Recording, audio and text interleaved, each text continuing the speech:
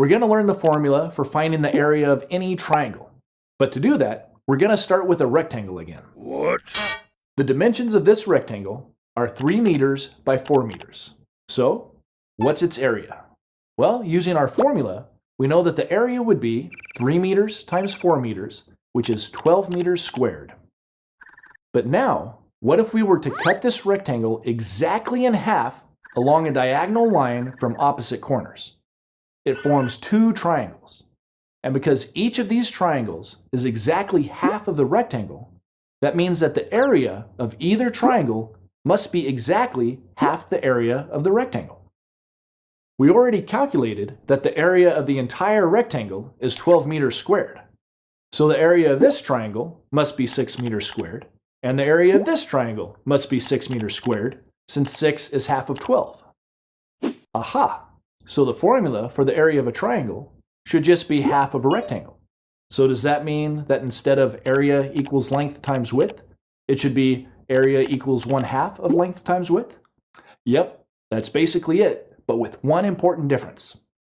Instead of L for length and W for width, we're going to use 2 different names for our triangle's dimensions. We're going to call them base and height, and here's why. The names length and width worked okay for this right triangle because the right triangle is exactly half of a rectangle. But those names don't really work for other kinds of triangles, like acute triangles or obtuse triangles, because how do you tell which side should be which? So for triangles, we do something different. First, we choose one of the 3 sides to be the base.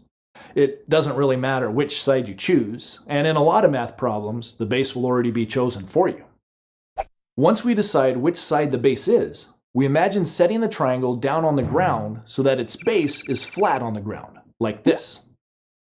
Next, we find the highest point of the triangle, which is the vertex that's not touching the ground. From that point, we draw a line straight down to the ground. The line we draw must be perpendicular with the ground.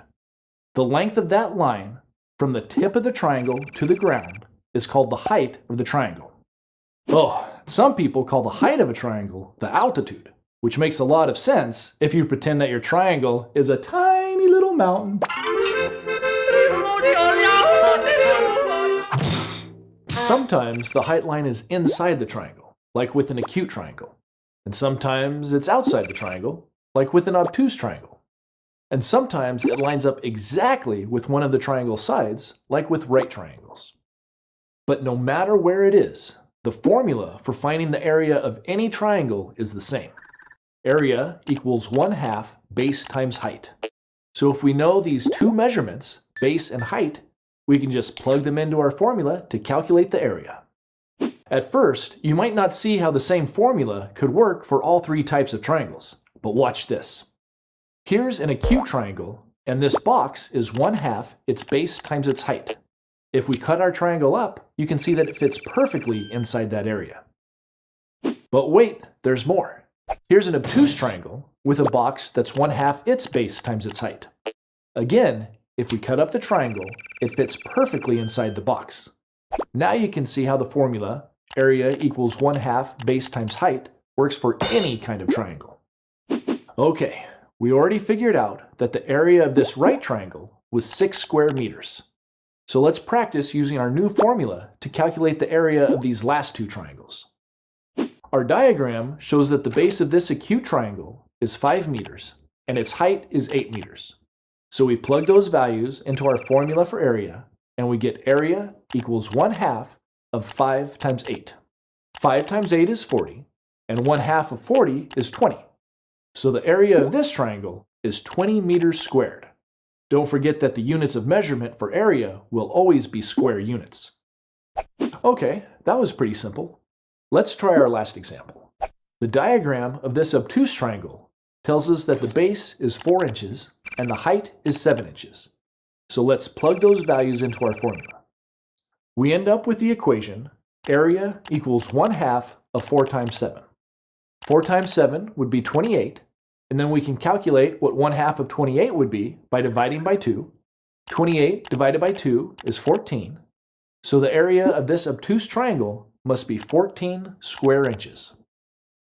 Okay, now you know all the basics of area. You know that area is a two-dimensional quantity that we measure in square units. You've learned the formula for calculating the area of any square or rectangle. Area equals length times width. And you've learned the formula for calculating the area of any triangle. Area equals 1/2 of base times height. But don't forget to practice what you've learned by working some problems on your own. That's how you really get good at math. As always, thanks for watching Mathantics, and I'll see you next time. Learn more at mathantics.com.